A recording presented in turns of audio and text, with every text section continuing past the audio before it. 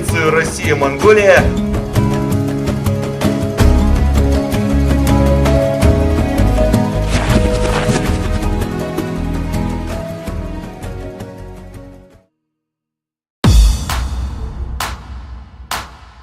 Монгол улс Оросын холбооны улсын хооронд дипломат харилцаа тогтоосны 95 жилийн зөвлөлт болон Монголын залуучуудын найрамдлын Манширок чуулга уулзалтын 50 жилийн ойг тэмдэглэх Монгол улсын шинжлэх ухааны академийн болон Оросын холбооны шинжлэх ухааны академийн Сибирийн салбарын Иркутскийн шинжлэх ухааны төв хоорондын хамтын ажиллагааны 2010 оны санамж бичгийн заалтуудыг хэрэгжүүлэх зорилгоор Орос Монголын залуу эрдэмтэн судлаачдын чуулга уулзалтыг 2016 оны 5 дугаар сарын 16-наас 21-ний өдрүүдэд Оросын холбооны улсын Иркутск хотноо зохион байгуулж байна.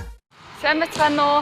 Ингээд Иркутск хотноо зохиогч байгаа одоо залуу Орос Монголын хамтарсан залуу эрдэмтдийн хот одоо хамтарсан арга хэмжээд орж байгаадаа маш их баяртай байна. Тэнд очиод мэдээж Монгол улсаа төлөөлөөд үндснийхээ бүжгээр бэлэг барих гээд ингээд хичээж байна. Бид бүхэн биенээсээ туршлаас олцож цаашдаа олон салбарт амжилттай хамтран ажиллахны төлөө итгэлтэй байгаа. Нөхөрсөг тоглолт байна. Ингээд тусаасаа цогод ингээд бэлтгэлээгээ байж байна. Тэстэл маш өндөр байна.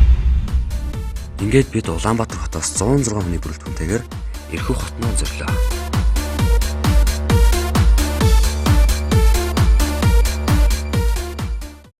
Дорогие друзья, сегодня на гостеприимной иркутской земле мы приветствуем монгольскую делегацию, прибывшую на международную молодежную научно-практическую конференцию «Россия-Монголия», посвященную 95-летию установления дипломатических отношений между Россией и Монголией и 50-летию молодежного фестиваля советско-монгольской дружбы «Манжирок».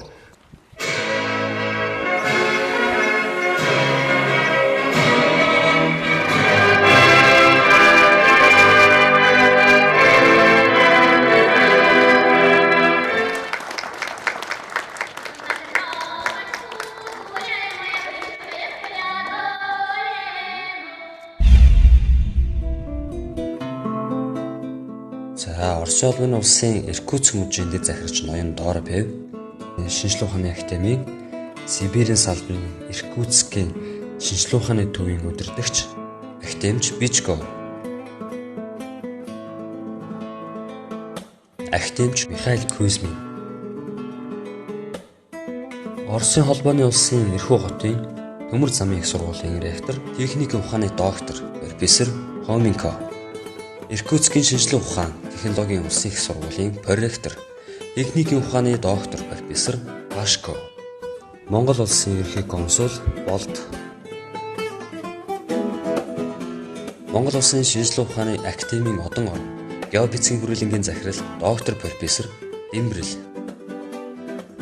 Монголын залуу эрдэмтдийн холбооны ерөнхийлөгч доктор Батгах нар хоёр улсын залуучуудтай эрдэм шинжилгээний хурал хийснээр үйл ажиллагаа маань ийхүү эхэлсэн юм аа.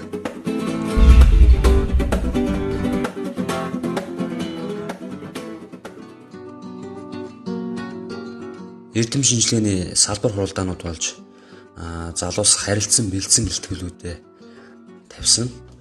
Маш үр дүн бүхий хуралдаан болж өнгөрсөө. Тухайн очсон газрынхаа улсын хилээр илтгэл тавина гэдэг бол бас амаргүй зүйл. Манай залуучууд маань үнэхээр гайхалтай чадварлаг гэдэг нь харагдаж байна.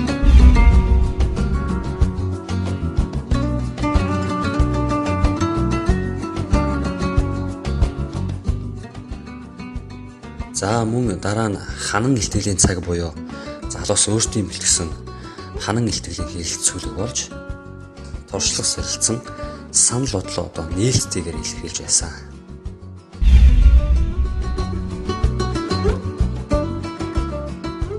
Одоо хоёр улсын залуучууд маань дугуй ширээний ярилцлага хийсэн.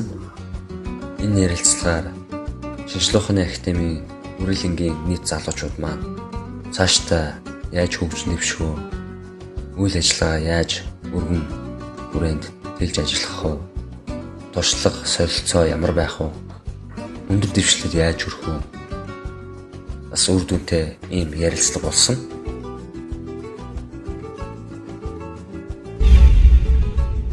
За манай шинжлэх ухааны технологийн сангийнхан маань Орсын албаны улсын шинжилгээ ухааны академийн Сибирийн салбарын эрхөөгийн шинжилгээ ухааны төвтэй хамтран ажиллах одоо санамж бичгээр авч байна.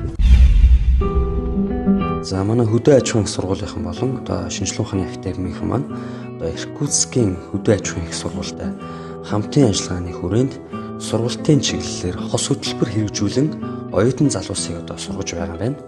За шинжилгээ ухааны талаас гэвэл одоо шинээр нэвтэрч байгаа технологитой танилцаад одоо цаашдаа хөгжих талаар нь манай санал бодлоо манай залуус маань хуваалцсан байгаа. Одоо энэ харж байгаагаар бол одоо яг тариа хурааж байгаа байдлыг одоо энэ одоо харагдуулж байгаа энэ шинэ технологиг бид нэр харж байна. Шинжилгээ ухааны академийн хоёр улсын залуучуудын дунд спортын болон урлын одоо нөхөрсөг тоглолтууд болсон. Спортын арга хэмжээнд бол одоо сакс, волейбол, хөл бөмбөг, лавта гэсэн төрлөөр одоо тоглолтууд явагдсан. Ширүүн мөрсөлдөөнийг гаргаж маш сайн амжилттай оролцсон.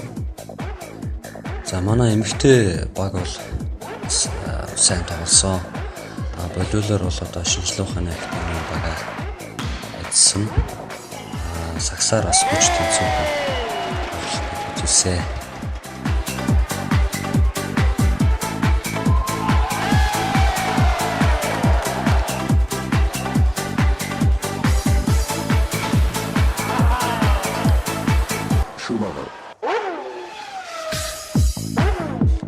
За хөл бөмбөр бол одоо манайхан одоо нэг ч юмаа артаагүй. Тэгэхээр одоо багийн тоглолтыг бол үзүүлж чадсан.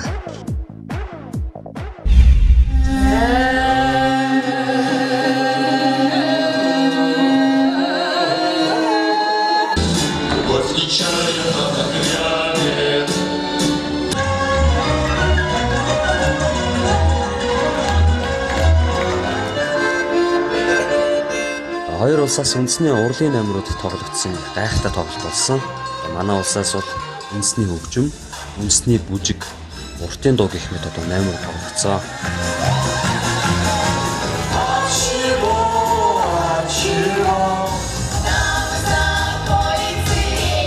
Эрхөө бол сайхан байлаа. Эрхөө бол миний амьдралын бас нэг сайхан дурсамж нэг байлаа. Сүүлийн энэ 50 жил хойш бараг зохион байгуулалтын маргааш жаас бодож байна. Эрхөөгийн залуу эрдэм судлаачдад эдгээр юм сайхан хүлээж авлаа. Урлаг спорт болон залуу эрдэм судлаачдын үйлчлэгэнд оролцоод одоо буцах гэж байна. Цомын авцсан байж байгаа сайхан байна. 9 сард Монголд уулзцаая.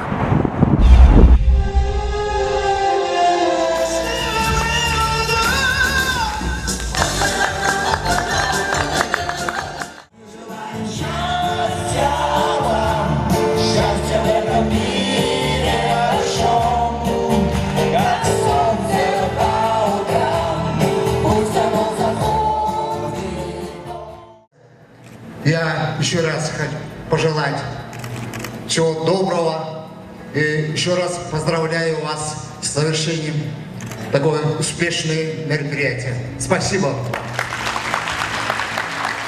Спасибо всем, до скорых встреч!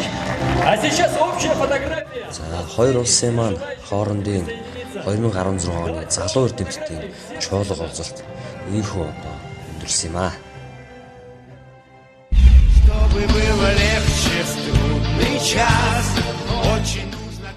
Орос Монголын залуу эрдэмтдийн судлаачдын чуулга уулзалтын дараагийн үе шатыг 2016 оны 9-р сарын 5-наас 10-ны өдрүүд Монгол улсад Улаанбаатар хотноо зохион байгуулахаар нөлөөлөн бэлтгэл ажлыг хангаж эхлэх байна. Энэхүү чуулга уулзалтын зохион байгуулалтын техникийн асуудлуудыг Оросын талаас Оросын холбооны улсын шинжилгээ ухааны академийн Сибирийн салбарын Иркутскийн шинжилгээ ухааны төвийн залуу судлаачдын нэгдсэн холбоо, Монголын талаас Монголын залуу эрдэмтдийн холбооноор ардан гүйцэтгэж байна.